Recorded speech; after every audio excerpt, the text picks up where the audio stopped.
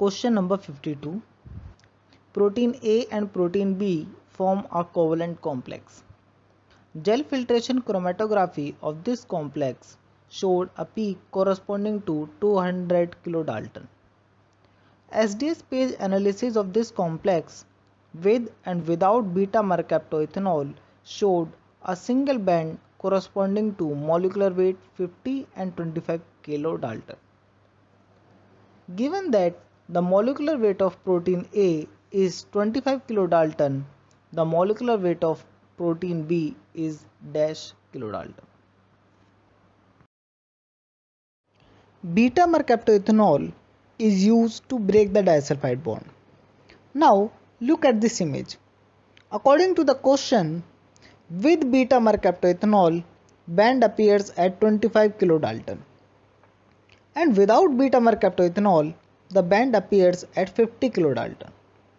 And they already told us that protein A is 25 kilodalton.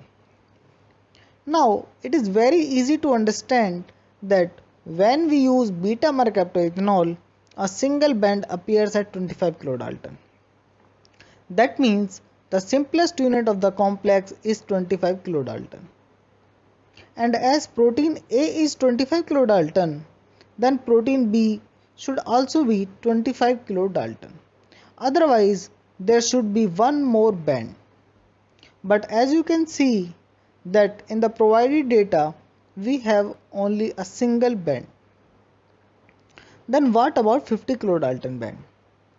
That may be because of the disulfide bond between protein A and B, or maybe in between A or B. It is like this way. It points out two possibilities. First one, when the disulfide bond is in between AA and DB, and the second one, when the disulfide bond is in between A and B. And both conditions satisfied with protein B as 25 kilodalton.